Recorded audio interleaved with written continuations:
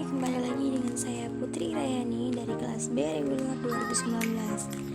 Nah, di sini saya akan menjelaskan tentang konsep dasar kewirausahaan di mata kuliah kewirausahaan yang diampu oleh dosen pemampu kita, yaitu Bapak Rijo Sidik. Oke, yang pertama itu ada pengertian kewirausahaan, yang kedua ada ciri-ciri wirausaha, yang ketiga ada 3 variabel penting dalam wirausaha, yang keempat yaitu keuntungan menjadi wirausaha, kelima tipe wirausaha, 6 watak wirausaha, 7 sikap wirausahawan, 8 keuntungan menjadi wirausaha, 9 hambatan dari wirausaha, 10 pilihan wirausaha, 11 kelompok wirausaha, 12 wirausaha dan pembangunan, dan yang terakhir yaitu pentingnya wirausaha dalam pembangunan. Oke, sekarang kita akan menuju ke pengertian wirausaha. Nah, di sini wirausaha yaitu adalah orang yang mempunyai kemampuan melihat dan juga menilai kesempatan-kesempatan bisnis, dan juga mengumpulkan beberapa sumber daya dan juga mengambil tindakan yang tepat untuk menjalankan usaha dalam mencapai tujuan organisasi atau keuntungan yang optimal. Kemudian ada ciri-ciri wirausaha. Yang pertama yaitu mampu mengambil keputusan dan bertindak secara cepat dan tepat. Yang kedua yaitu kreatif, inovatif, dan juga kolaboratif. Yang ketiga yaitu berorientasi pada PCA, Plan, PO, Check, and Action. Yang keempat itu ada yaitu dari house, gosip, atau konflik, issue. Kemudian ada yaitu ada visi karya seni. Kemudian ada nature atau konsep, dimana di konsep tersebut kita harus mengetahui teori dan juga konsep atau wirausaha. Kemudian di sini ada beberapa variabel penting dalam diri wirausaha. Yang pertama yaitu mampu menggunakan pengaruh secara baik. Yang kedua, menciptakan komunikasi yang jelas dan dapat dipercaya. Karena jika kita mau berwirausaha, maka kita harus mempunyai komunikasi yang jelas dan dapat dipercaya. Yang ketiga yaitu menetapkan pencapaian tujuan organisasi. Kemudian kita masuk di tipe wirausaha. Yang pertama itu ada wirausaha rutin yang diarahkan pada kegiatan rutin seperti organisasi usaha, produksi, pemasaran, personalita, keuangan, administrasi, dan lain sebagainya. Kemudian wirausaha arbitrage yaitu mereka yang mampu mengambil keputusan pada dua kondisi yang berbeda dan juga mampu mengambil peluang untuk memperoleh beberapa keuntungan pada kondisi tersebut. Kemudian ada wirausaha inovatif, di mana orang yang mampu mencari atau memanfaatkan dan menemukan sesuatu yang baru agar perusahaan selalu menjadi pelopor dan tidak stagnan, sehingga usaha yang dilakukan dapat lebih berkembang. Kemudian ada beberapa watak wirausaha. Yang pertama yaitu kita harus mempunyai kepercayaan diri yang kuat. Karena jika berwirausaha tidak mempunyai kepercayaan diri yang kuat, maka usaha tersebut tidak akan pernah berjalan dengan lancar. Kemudian berorientasi pada tugas dan hasil. Lalu mampu mengambil resiko apapun yang terjadi. Untuk kita berwirausaha, maka kita harus bisa mengambil resiko yang kita alami. Kemudian kita juga harus mempunyai jiwa kepemimpinan, di mana jiwa kepemimpinan tersebut itu sangat penting bagi pengusaha. Kemudian kita harus berpikir inovatif, kreatif, dan juga unik. Dan kita juga harus berorientasi ke depan atau menjadi. Dan kemudian di sini ada sikap wirausaha, di mana sikap wirausaha harus berani mengambil risiko. Apapun yang terjadi, kita harus berani mengambil risiko, mau itu baik ataupun buruk.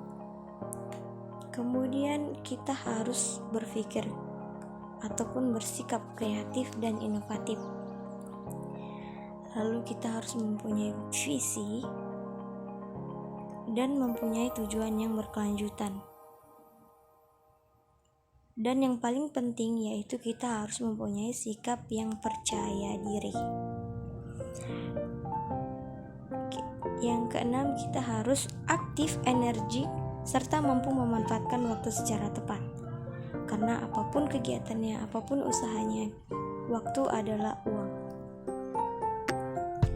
Kemudian kita harus memiliki konsep dan selalu berpikir positif. Dan juga tanggung jawab yang besar. Karena jika kita ingin melakukan sesuatu dan itu positif, maka kita harus bertanggung jawab apa yang udah kita buat. Kemudian kita harus selalu belajar dan menggunakan umpan balik. Kemudian ada apa sih keuntungan menjadi wirausahawan? Seperti ya kan teman-teman. Nah, di sini saya akan menjelaskan apa saja keuntungan untuk menjadi wirausahawan. Nah, yang pertama itu kita dapat mengontrol usaha secara mandiri. Yang kedua, kita mampu mengembangkan potensi secara penuh.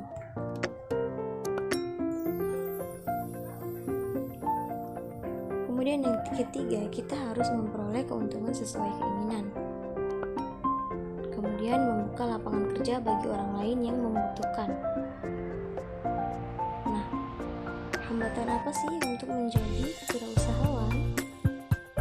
Nah, yang pertama yaitu persepsi. Seperti terlalu tua, muda, bingung tempat usaha, bingung produk, tidak punya modal, tidak ada pengalaman.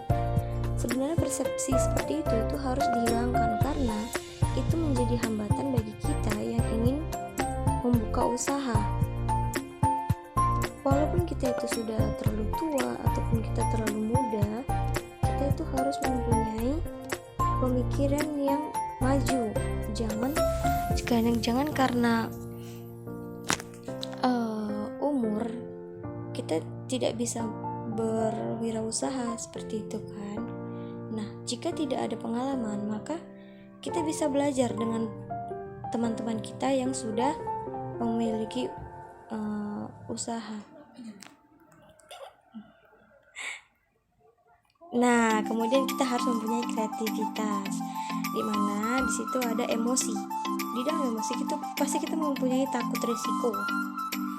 Kemudian lingkungan, kurangnya dukungan, kultural yaitu budaya yang menghambat, kemudian intelektual yang tidak berpikir logika. Nah, pilihan kita yaitu intra-entrepreneur, business entrepreneur, kemudian social entrepreneur, kemudian technopreneur, creative entrepreneur, boreal crazy entrepreneur, dan ecopreneur, academic entrepreneur.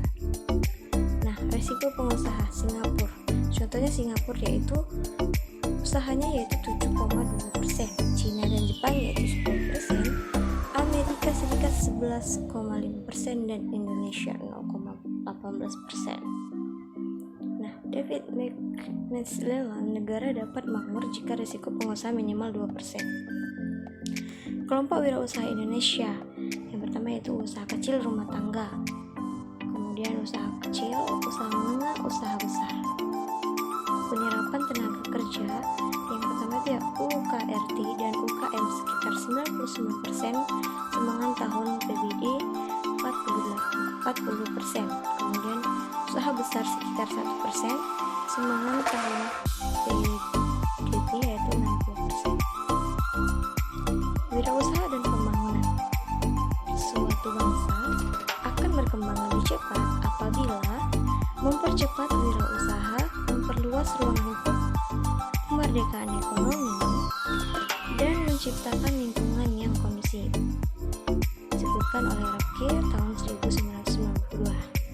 Nah, pentingnya pengembangan kewirausahaan dalam pembangunan. Yang pertama yaitu mendorong pertumbuhannya ekonomi dan pembukaan lapangan kerja. Yang kedua yaitu meningkatkan kreativitas dan inovasi. Yang ketiga yaitu peningkatan kualitas kompetisi. Yang keempat, mengurangi ketidakpastian. Dan yang kelima yaitu meningkatkan kesejahteraan masyarakat. Dicetuskan oleh Kasali 2005. Entrepreneur, mulailah berubah dalam cara berpikir dan bertindak. Oke, mungkin dari beberapa aspek yang sudah saya jelaskan, semoga teman-teman mengerti bagaimana caranya untuk berwirausaha. Oke, sampai jumpa lagi.